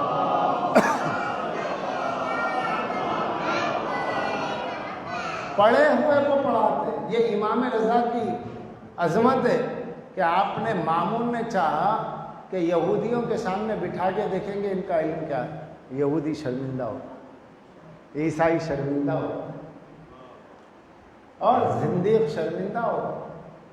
امام نے فرمایا دیکھو ہم آل رسول ہیں، ہمارا امتحان مت لو، علم ہمارے خون میں ہے، دنیا تمہاری ہے، دین ہمارا ہے، ہم دین کے جاگیردار ہیں، تم دنیا کے جاگیردار ہو، تم فنا کے جاگیردار ہو، ہم بقا کے جاگیردار ہیں، دین اور آخرت ہمارے لیے، دنیا تمہارے لیے۔ امام رضا نے بتایا۔ مامون نے آپ کی علمی عظمت کو دیکھا اور آپ کو اپنا داماد بنایا۔ کیا بنایا؟ داماد بنایا، اپنی بیٹی ام حبیب سے عقد کر دیا، ولی عہدی کا اعلان کر دیا۔ امام رضا کا لباس کیا تھا؟ ہرا رنگ۔ سادات کا لباس ہرا تھا، کالا نہیں تھا۔ سادات کے جو عمامے ہوتے تھے وہ سبز ہوتے تھے، کالے نہیں ہوتے تھے۔ یہ سب بات کی چیز ہے، بہت بات ابھی حلال کی۔ غالباً آقا محسن حکیم کا زمانہ ہے کہ جب بچوں کو شہریہ جسے کہتے ہیں مدرسے میں اسکالرشپ جو دی جاتی، پیسہ وہ دینے میں سید غیر سید کے فرق کے لیے تو کہا کہ بھائی سید ہے تو کالا باندھ لے اور جو غیر سید ہے سفید پہن لے، تو تب سے چلا ہے، ورنہ سیدوں کا امامہ ہمیشہ کیا رہا ہے؟ سبز رہا ہے، لباس بھی سبز رہا ہے۔ اور کبھی کبھی آپ کربلا میں دیکھیں گے وہاں پہ بعض لوگ کبھی کبھی کوئی مل جائے گا سبز امامہ، کبھی کبھی کوئی مل جائے گا گلے میں سبز، اس سے پوچھے تو کہے گا نہیں ہم سادات۔ تو مولا رضا جو تھے، امام رضا علیہ السلام سبز امامہ پہنتے تھے، آپ کا لباس بھی سب تھا۔ تو اس کو دیکھ کر کے اس نے اعلان کیا کہ اب تک بنی عباس کا رنگ سیاہ تھا، کالا، لیکن امام رضا ولی عہد ہے تو آپ سیاہ رنگ ہٹاؤ اور سبز رنگ، ہرا رنگ رکھو۔ باقی یہ کالا لباس جو ہے اس کے لیے امام نے فرمایا کالا لباس جہنمیوں کا لباس ہے، کالے کپڑے فرعونیوں کا لباس ہے، کالے کپڑے جہنمیوں کا لباس ہے۔ اسی بات کو ہمارا مخالف پیش کرتا ہے جس کے میں نے ڈیبیٹ میں جوابات دیے۔ تو پھر امام سے پوچھا کہ مولا جب یہ کالے کپڑے جہنمی ہیں تو پھر؟ تو امام نے فرمایا یاد رکھو سوائے ہمارے جد حسین کے کسی کے لیے بھی کالا کپڑا پہننا جائز نہیں ہے۔ ہمارے جد حسین کے غم میں، ہم اہل بیت کے غم میں جائز ہے، باقی اور دنوں میں کالا کپڑا جائز نہیں ہے۔ تو یہ کالا کپڑا صرف یونیفارم ہے، لباس عزا ہے برائے حسین، اور اس سے ہٹ کر کے آپ کو کالا کپڑا پہننا جائز نہیں ہے۔ چوتھے امام جب مجلس کرتے تھے تو بیویاں سیاہ لباس میں ہوتی تھی صرف عزاداری کے لیے، لیکن اس سے ہٹ کر اہل بیت کا جو رنگ تھا وہ سبز تھا۔ اب ایک عجیب زمانہ آ گیا، بعض جگہ اشارے ثواب کی مجلسیں پڑھنے کے لیے ہم جاتے ہیں، دروازے پہ کالا کپڑا پہنے ہوئے آدمی کھڑا ہے، اسے لوگ گلے مل رہے ہیں، پرسا دے رہے ہیں۔ میں نے کہا کون ہے بھائی؟ تو بولے یہ مرحوم کے بیٹے ہیں۔ میں نے کہا کالا کپڑا کیوں پہنے؟ ابا کا چہلم ہے۔ امام نے تو کہا جہنمیوں کا لباس ہے، سوائے غم حسین کے کسی کے غم میں کالا کپڑا پہننا ہی نہیں ہے۔ لیکن اب ہمارے پاس دھیرے دھیرے یہ چیزیں بھی شروع ہو رہی ہیں، اپنے گھر والوں کے غم میں کالا کپڑا پہننا۔ ارے بابا تمہارے گھر والوں کا غم، وہ غم بھی اس لیے غم ہے کہ وہ غم حسین میں رہتا تھا، اس سے ہٹ کے اس کا کوئی غم نہیں ہے۔ خدا نہ خواستہ اگر وہ حسین کا عزادار نہ ہوتا تو مجلس بھی جائز نہیں ہوتی۔ تو یہ جو مجلس بھی ہو رہی ہے غم حسین کے صدقے میں، تو اپنے گھر والوں کی یہ مرحوم کے غم میں کالا کپڑا نہیں۔ تو بہرحال اس نے کیا کیا؟ سیاہ لباس اپنی بیٹی عقد میں دی۔ کیوں دی؟ یمین السلطنت پرائم منسٹر بنا دیا، یمین السلطنت یعنی پرائم منسٹر بنا دیا عراق کا 8ویں امام۔ امام نے انکار کیا، اس نے اصرار کیا۔ امام نے کہا دیکھ ایک بات، نہ میں کسی پہ سائن کروں گا، نہ کسی پہ اسٹامپ لگاؤں گا، کوئی سرکاری کام میں میں اپنا ہاتھ نہیں ڈالوں گا، صرف تو نام لکھ دے کہ میں جو ہے امین السلطنت ہوں، وہ مجھے قبول ہے، لیکن میں تیری سلطنت میں کوئی عمل دخل نہیں رکھوں گا۔ امام نے شرط عائد کر دی، اس نے کہا یہی منظور۔ اچھا آپ یہ بتائیے، بنی عباس وہ ہیں جنہوں نے بنو امیہ سے کم ظلم نہیں کیا، سادات کا قتل عام کیا بنی عباس، جیل بھر دی، امام حسن کی اولاد قید میں دنیا سے چلی گئی، نفس زکیہ محمد و ابراہیم کا قتل کرنے والے بنی عباس، محمد دیبا چھٹے امام کے فرزند بڑے خوبصورت تھے، ان کی خوبصورتی کو دیکھ کے ہارون رشید ملون نے کہا کہ ان کا بچہ اتنا خوبصورت ہے کہ میرے بچے نکلتے ہیں تو ہریجن کی طرح نظر آتے ہیں، یعنی اتنے خراب نظر آتے۔ اس نے حسد میں محمد دیباج کو زندہ دفن کر دیا، دیوار میں چین دیا، دیوار میں، صرف اس لیے کہ بڑے خوبصورت۔ تو یہ خبیث اتنے گندے لوگ تھے کہ بنو امیہ سے کم ان کا ظلم نہیں۔ حضرت زید ابن علی کو قتل کیا اور ان کی لاش کو 1 سال تک، برہنہ لاش کو، لباس اتار کے ننگی لاش کو لٹکا دیا 1 سال۔ ان کے بیٹے یحییٰ ابن زید کو قتل کر کے، ان کا بدن جلا کر کے، ان کی ہڈیوں کا سرما بنا کر کے دجلہ فرات میں بہا دیا گیا، بغداد کی درجلہ میں ڈال دیا۔ اتنا ظلم کرنے والے 8ویں امام سے اسی کیا محبت ہو گئی؟ غور کر رہے ہیں؟ مامون کا باپ، دادا، پردادا سب ظالم، سادات کو قتل کرنے والے، مامون کو کیا محبت ہو گئی جو 8ویں امام کو بیٹی بھی دے رہا ہے، 8ویں امام کو اپنا داماد بنا کر کے ملک کا پرائم منسٹر بنا رہا ہے؟ یہ ریزن سمجھو۔ اس کی وجہ یہ تھی، امین اور مامون 2 بھائی تھے، امین اور مامون 2 بھائی تھے۔ امین عرب عورت کا بیٹا تھا، مامون عجمی ایرانی عورت کا بیٹا تھا، اور خاندان میں بڑا چرچا یہ تھا کہ امین اگر بادشاہ ہو جائے تو اچھا ہے، کم سے کم عربوں کی ڈھاک رہے گی، ورنہ عجمی ایرانی کھا جائے۔ اتفاق سے ہوا یہ کہ امین کا قتل ہو گیا، جنگ ہوئی امین اور مامون، دونوں سگے بھائی حکومت کے لیے لڑ پڑے، امین کا قتل ہو گیا، مامون بچ گئے۔ مامون نے دیکھا کہ ادھر خاندان میں امین کے قتل کی وجہ سے لوگ مجھ سے ناراض ہیں، اور ادھر سادات بنی ہاشم جو ہیں وہ اولاد رسول میرے خلاف کھڑے ہو رہی ہے، جگہ جگہ مورچہ بندی، جگہ جگہ ہڑتال، آندولن۔ عالم یہ ہو گیا کہ بغداد میں، پورے عراق میں سادات نے اتنا قہر برپا کر دیا تھا کہ مامون کی نیند حرام ہو گئی۔ تو 2 وجہ سے مامون پھنسا ہوا تھا، ایک وجہ یہ تھی کہ بھائی امین کے قتل کے بعد اس کا خاندان ناراض، دوسری وجہ یہ تھی کہ سادات کے قیام کے بعد اور سادات کے انقلاب کے بعد میں عراق میں سکون نہیں تھا، اب اس کو عراق میں سکون بھی رکھنا تھا، خاندان کو دبانا بھی تھا۔ تو اس نے اس کے لیے کیا کیا، امام رضا کو اپنا ولی سلطنت بنا دیا، ولی عہد بنایا۔ اس کا فائدہ کیا ہوا، جیسے ہی امام رضا کا اعلان ہوا سارے سادات گھر چلے گئے، انہوں نے کہا نہیں بھائی، امام رضا کو اس نے پرائم منسٹر بنا دیا، اب ہمارا حق ہمارے پاس ہے، لہذا ہمیں اب مامون سے کوئی شکایت نہیں۔ دوسرا خاندان کی بات، تو خاندان والوں کو اس نے کہا کہ میں علی رضا کو سادات فاطمہ ہونے کی وجہ سے نہیں چاہتا، ان کی قابلیت کی وجہ سے چاہتا ہوں۔ اگر تم لوگوں کو شک ہے تو میں ایک علم دوست ہوں، کیونکہ مامون نے اپنے زمانے میں یونانی فلسفی کی عربی ٹرانسلیشن کرایا تھا، اسی نے سنسکرت کتاب کا بھی ترجمہ کروایا، عربی کتابوں کا بھی ترجمہ کروایا، تو یہ علم دوست اپنے کو ظاہر کرتا تھا۔ اور اس کے زمانے میں گریک بکس، پلاٹینس، ایرسٹاٹل کی بکس جو تھی وہ گریک لینگویج سے عربی میں اس کا ٹرانسلیشن اس نے کروایا تھا۔ تو اس نے کہا بھائی میں علم دوست ہوں، اس میں عربی، عجمی، بنی ہاشم، بنی عباس نہیں دیکھتا، میں علی رضا کو اس لیے چاہتا ہوں کہ علی رضا بہت بڑے عالم ہیں۔ اگر آپ لوگوں کو شک ہے تو میرے پورے خاندان سے گزارش ہے کہ پوری بنی عباس دربار میں بیٹھے، علی رضا سے جو چاہے سوال کرے، پھر دیکھے۔ اور بات حقی یہ ہے کہ امام رضا کے سامنے کوئی ٹکتا نہیں تھا گفتگو میں، اللہ کی توحید امام رضا جیسی بیان کرتے تھے، کوئی جانتا بھی نہیں تھا، رسول کی رسالت، قرآن کی عظمت، اور یہودیوں اور عیسائیوں سے ڈبیٹ۔ جب ہر میدان علم میں امام رضا کا سکہ چلنے لگا تو اس کے بعد بنی عباس نے کہا اس میں کوئی شک نہیں، علم کے آگے کوئی امام رضا کے سامنے بیٹھ نہیں سکتا۔ تو مامون نے کہا اے میرے خاندان کے لوگوں، میں کوئی سلطنت نہیں دے رہا ہوں اس خاندان کو، اس خاندان کی ایسی بڑی فرد ہے کہ جس کے علم کے آگے میں سر جھکا دیتا ہوں، لہذا میں اپنی بیٹی بھی دے رہا ہوں۔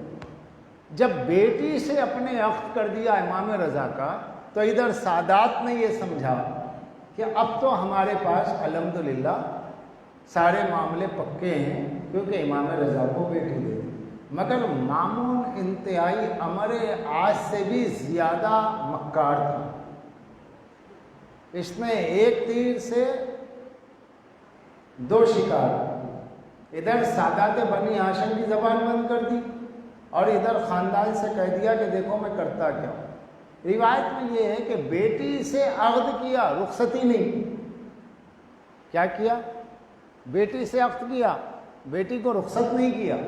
اس سے کوئی امام رضا کی اولاد نہیں ہوئی ام حبیب سے، مامون کی جو بیٹی تھی اس سے معاذ اللہ نوے امام کی ولادت نہیں ہے۔ وہ نوے امام کی ماں کا نام تو خیزران ہے، اس کا نام کیا ہے؟ ام حبیب ہے۔ ام حبیب سے عقد ہوا، رخصتی نہیں ہوئی۔ اس نے عقد کر کے بنی ہاشم کو دھوکہ دیا، میں اپنی بیٹی دے چکا ہوں۔ ادھر اندر خاندان میں بولا کہ بیٹی برائے نام دی ہے، دیکھو میں آگے کیا کرتا ہوں۔ کیا کیا اس نے؟ یہ میں پولیٹکس بتا رہا ہوں، مامون کی جو امام رضا سے اس نے پولیٹکس کی۔ تو امام نے کیا بتایا؟ امام نے بتایا یہ اس کا میرے ساتھ دھوکہ ہے۔ چاہنے والوں نے کہا مولا وہ اپنی بیٹی آپ کو دے چکا ہے۔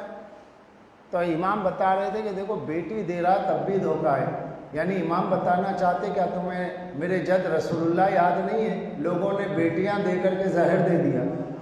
صلوات پڑھ دے محمد والے۔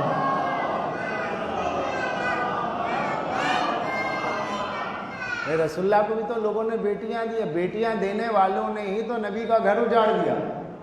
بیٹیاں دے کر کے نبی کی پراپرٹی لے لی، بیٹیاں دے کر کے نبی کا فدق لے لیا۔ بیٹیاں دی ہے لیکن ایک بیٹی نے زہر بھی تو دیا تھا رسول اللہ کو۔ تو بتانا مقصود یہ تھا کہ آج بیٹی دے رہا ہے لیکن یہی دشمن ہوگا۔ پھر وہ منزل آئی کہ جہاں پر عید کی نماز کا موقع آیا، لوگوں کے اصرار پر، چونکہ آپ ولی عہد سلطنت ہیں اور علم میں اور عمل میں نسب میں کوئی امام کے آگے نہیں، مامون نے کہا کہ فرزند رسول آپ کے ہوتے ہوئے کوئی کیا پڑھائے گا، آپ ہی نماز پڑھائیں۔ امام نے کہا الحمدللہ۔ چلے، جب چل رہے تو ساتھ میں ابو سلط حربی سے کہا ابو سلط عید کی نماز کے لیے چلنا ہے مگر نماز گھر پہ ہی ہوگی۔ بولے مولا یہ تو اعلان ہو چکا ہے۔ بولے ہاں تو دیکھ۔ امام چلنے لگے، اللہ اکبر اللہ اکبر تکبیر بلند کرتے۔ امام کی تکبیر کے ساتھ ایسا لگتا تھا زمین و آسمان گونج رہے، یعنی اتنی تکبیر کی آوازیں تھی کہ ملائکہ امام کے ساتھ اللہ اکبر کہہ رہے تھے، انسانوں کی آوازیں دب گئی تھی، فرشتے آسمانوں تک تکبیر بلند کر رہے تھے۔ اور لوگوں کا عالم یہ تھا کہ امام آگے بڑھ جاتے، امام کے قدموں کی خاک لے کے لوگ اٹھا لیتے تھے اور اسے کپڑے میں بند کر لیتے تھے کہ امام رضا کے قدموں کی خاک تبرک کے طور پہ لے جاؤ۔ یہ اطلاع مامون کو پہنچی۔ مامون سے لوگوں نے کہا تو اتنی بڑی بیوقوفی کر رہا ہے کہ یاد رکھ، مجھے تو ایسا لگ رہا ہے کہ تجھے تو کوئی جانتا ہی نہیں، سلطنت تیری، حکومت تیری، لشکر تیرا، سکہ تیرا۔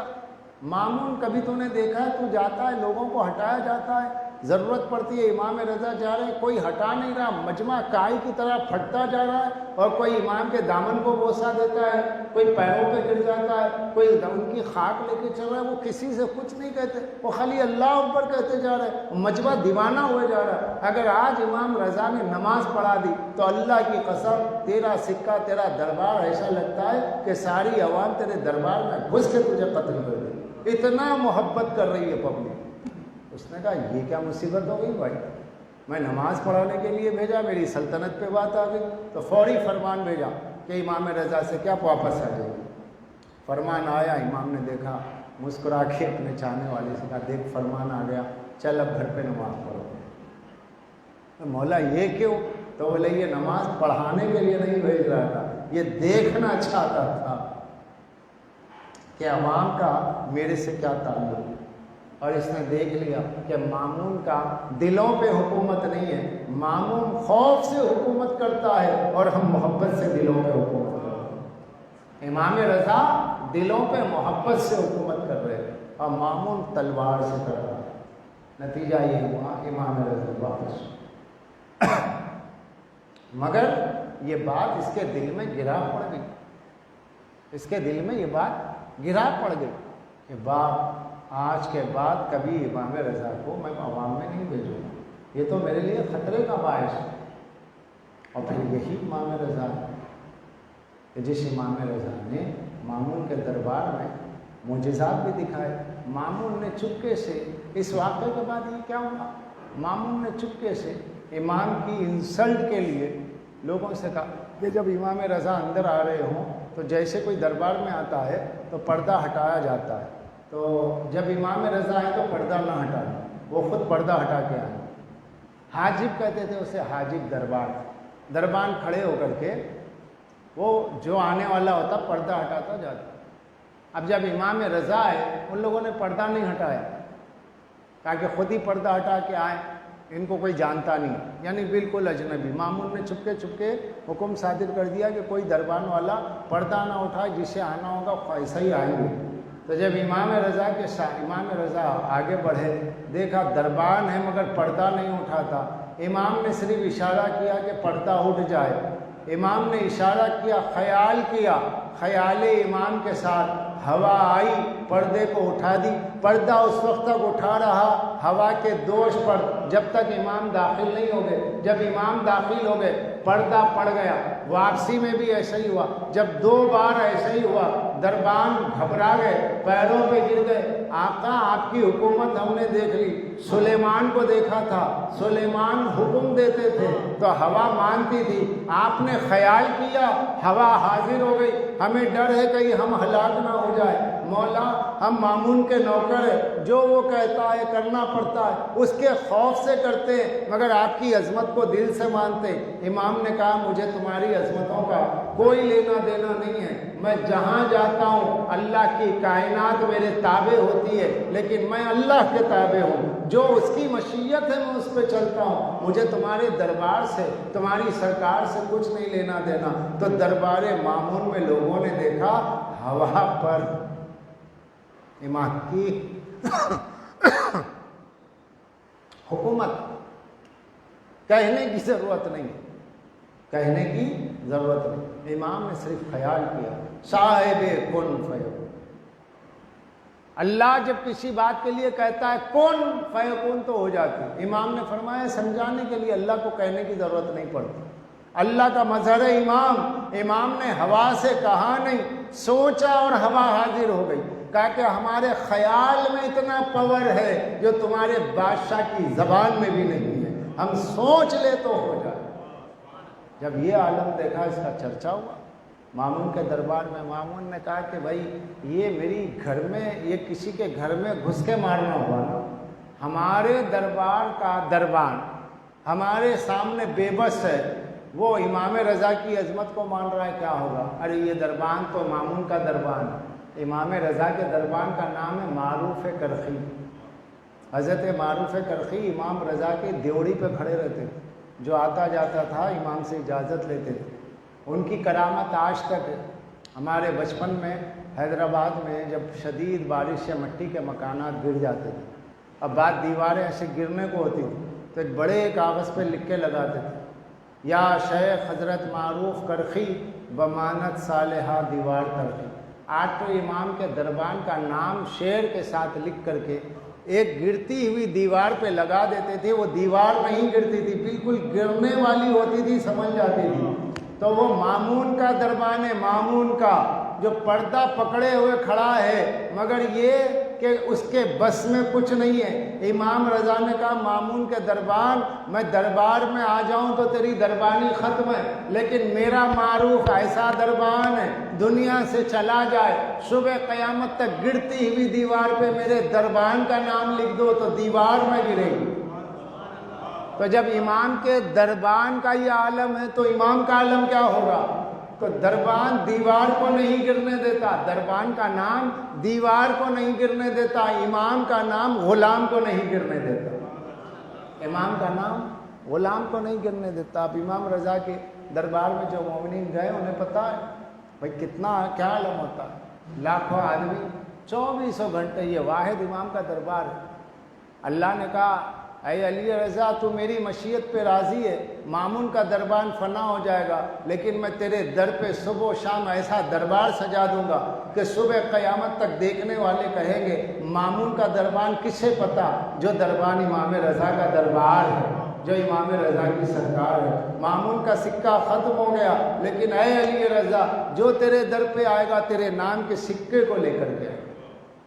اور جب امام ولی عہد بنے تھے تو امام کے نام کا سکہ بھی بنا تھا، امام کے نام کا سکہ بھی بنا تھا۔ اس دور میں سکے پہ لکھا ہوتا تھا علی ابن منصی رضا، اسی کی یادگار ہے۔ جب آپ مشہد جاتے ہیں تو آپ کو جو سکہ دیا جاتا ہے اس کی نقل ہے، امام کے دور میں، امام کے دور حکومت میں امام کا نام تھا۔ وہ سکے لوگ جب ڈھلے، مامون نے امام کے نام سے سکے بنا دیے تو لوگوں نے سکوں کو استعمال کم، چلایا کم، تبرک کے طور پہ رکھا زیادہ۔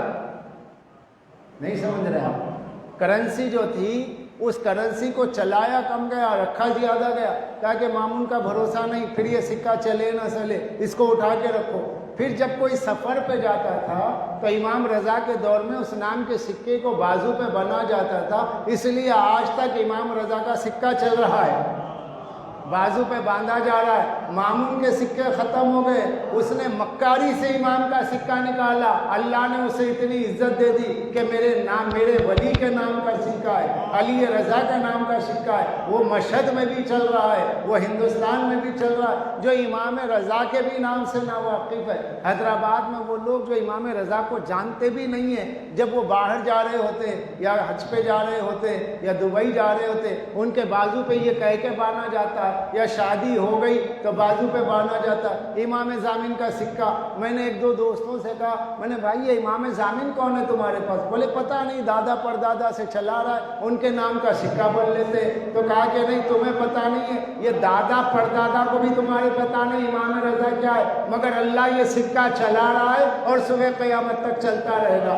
ہر کرنسی ختم ہو جائے گی مگر امام رضا کے نام کا سکہ باقی رہے گا۔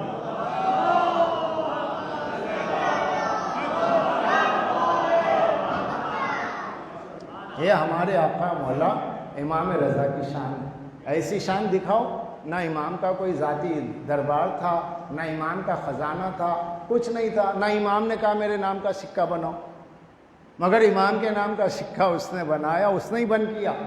اللہ نے کہا ارے میرے ولی کے نام کے سکے کو نکال کے بند کر رہا، تو بند کر دے میں چلاؤں گا۔ چلانے والا پروردگار ہے، حکومت ان کی ہے، عظمت ان کی ہے، حکومت اس کی ہے، عزت امام رضا کی۔ یہ سب چیزیں دیکھ کر کے اسے ہضم نہیں ہو۔ اس نے کہا کہ میری سارے خزانے، ساری چیزیں برباد ہو گئی، امام رضا کی عزت اتنی ہے۔ اب اس نے ٹھان لیا کہ امام رضا کو زہر دیا ہے، تو امام کو دربار میں طلب کیا، اور امام اسرار امامت سے جانتے ہیں کہ مجھے زہر دیا جائے۔ ابو سلط آپ کے صاحب اسرار تھے، صاحب راز، دوست، چاہنے والے، آپ کے مرید۔ فرمایا ابو سلط میرا بلاوا آ گیا ہے، مامون کی طرف سے آدمی آ گیا، اور میں نے اس سے کہہ دیا کل اس وقت دربار میں آ رہا ہوں، بس تو دیکھ لینا کہ اگر میرے سر پہ کوئی کپڑا نہ ہو تو تم مجھ سے بات کرنا، اگر سر پہ کوئی کپڑا ہو تو بات کرنا، سر پہ کوئی کپڑا نہ ہو تو بات نہیں کرنا۔ امام نے کیا کہا؟ اگر میرے سر پہ کپڑا نہ ہو تو بات نہ کرنا، سر پہ کپڑا ہو تو پھر بات کرنا۔ امام باہر نکلے، ابو سلط نے دیکھا کہ امام کے سر پہ کپڑا، خاموش ہو۔ امام دربار میں آئے، مامون ملول جیسے دربار میں آئے، اس نے کہا فرزند رسول تشریف رکھیں۔ 2 منٹ گفتگو ہوئی، انگور کا خوشہ آگے بڑھا، کاغذ سے نوش کر۔ امام رضا نے شرعی طور پہ حجت تمام کرنے کے لیے کہا کہ میں نہیں چاہتا، میری طبیعت نہیں ہے، میں اسے نہیں کھاؤں گا۔ اس نے کہا کہ اس کا مطلب آپ مجھ پہ شک کر رہے ہیں کہ میں آپ کو زہر دے رہا ہوں؟ اگر آپ ایسا سمجھتے ہیں تو لیجئے پہلے میں کھاتا ہوں۔ اس نے انگور کا ایک خوشہ اٹھایا، کھانا شروع کیا۔ دوسرا خوشہ تھا، امام کی طرف بڑھایا، دیکھیے میں کھا رہا ہوں، آپ کھائیے، کہ آپ مجھ پہ تہمت رکھتے ہیں، کہ آپ مجھ پہ بدگمانی کر رہے ہیں۔ یعنی دل میں تو چور جس کے ہوتا ہے وہی بولے گا، وہ بولے جا رہا تھا۔ امام نے دیکھا کہ یہ اصرار کر رہا ہے، کھلائے بغیر چھوڑے گا نہیں۔ امام نے کہا پالنے والے، میں نے شرعی طور پہ حجت تمام کر دی، لیکن اب تیری مشیت پہ مجھے لبیک کہنا۔ یہ کہہ کے امام نے انگور کو ہاتھ لگایا۔ میں کہوں آقا ہاتھ روک لیجئے، کیونکہ اس کے بعد شیعہ یتیم ہو جائیں گے، اس کے بعد بغداد کے گھر گھر ماتم ہوگا۔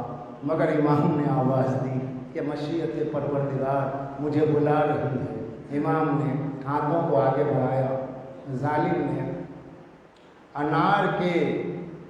انار کے دانے میں، مطلب انار کے دھاگے میں زہر پرو کر کے اسے انگور کے خوشے میں لگایا، جس کی وجہ سے انگور میں اور روم کا زہر جسے زبان پہ رکھا جائے تو آدمی کی موت ہو جائے، سائنٹ کی طرح جو پوائزن تھا اسے انگور میں پہنچایا تھا۔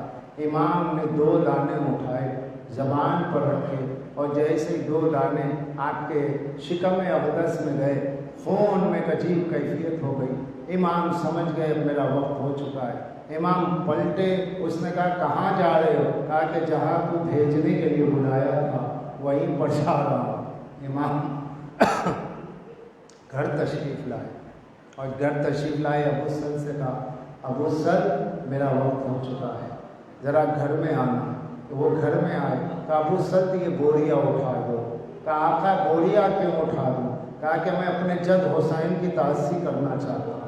جیسے ہی بوریا اٹھایا گیا، امام نے کہا 3 دن میں میرے جسم کا رنگ بدلتا چلا جائے گا، اور اس کے بعد میری بہن آنے والی ہے، میری بہن آئے تو اسے میرا سلام کہہ دینا۔ یہ کہہ کر امام نے فرمایا، جیسے ہی بوریا اٹھا، چٹائی اٹھائی گئی، امام زمین پہیڑیاں رگڑنے لگے، لوٹنے لگے۔ کہا آقا یہ کیا کیفیت ہے؟ کہا میں اپنے جد حسین کو یاد کر رہا ہوں، میرا دادا حسین زمین کربلا پہ تڑپا تھا، میں یہاں پہ تڑپ کے کہہ رہا ہوں اے میرے دادا، آپ کو شمر کے خنجر نے تڑپایا، مجھے مامون کے زہر نے تڑپایا۔ 3 دن کی تڑپ میں آپ کا جسم کا رنگ متغیر ہوا۔ اس کے بعد 9 امام تشریف لائے۔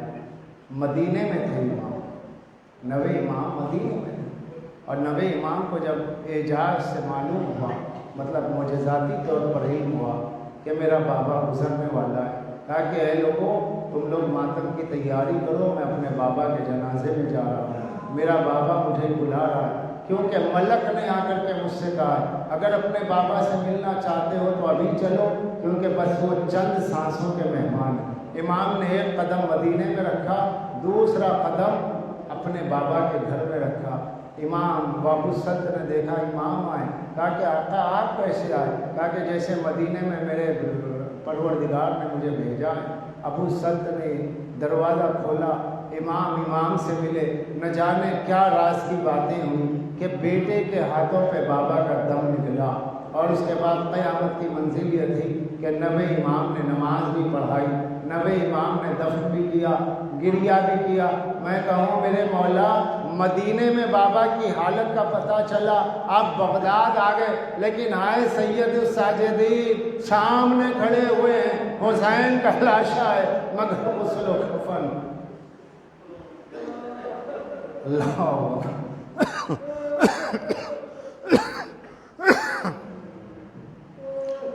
مدینے سے اعجاز کے طور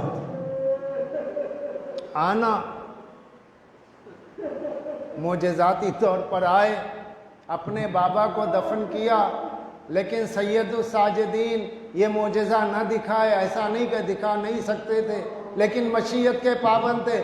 پروردگارہ سید زینب نے دیکھا کہ بیٹے کا بدن میں پیلاہٹ آ گئی، جھنجھوڑ کے کہا سید سجاد اب ہمارے مردوں میں کوئی باقی نہیں رہا، میرے لال تیرا کیا عالم ہے؟ کہے پھوپھی اماں ارے میں کیا کروں، کیا کوئی جوان بیٹا ایسا ہوگا کہ باپ کا لاشا پڑا ہو، بیٹا غسل و کفن نہ دے سکے؟ میں کہوں اے امام محمد تقی، ارے آپ کے بابا گزرے غسل دیتے ہوئے سوچ رہے ہوں گے مولا اے میرے دادا علی بن الحسین کن منزلوں سے آپ گزرے کہ کربلا سے شام تک آپ بیڑیوں میں چلے اور میں مدینے سے ہوا کے دوش پر آیا، کم سے کم بابا سے بات تو ہوئی، لیکن ہائے کربلا کہ حسین فرش خاک پر سر و تن میں جدائی، نو کے نیزہ پہ سر ہے سید الساجدین، آواز دے کے کہتے ہیں اے بابا آپ کا بیٹا کفن بھی نہ دے سکا۔ پالنے والے بحق ذکر امام علی بن موسی رضا، ہم سب کا خاتمہ بالخیر فرما، وبائی امراض سے محفوظ فرما، آقا و مولا ایمان کے ظہور میں تعجیل فرما، ہمیں ان کے ناصر و حشم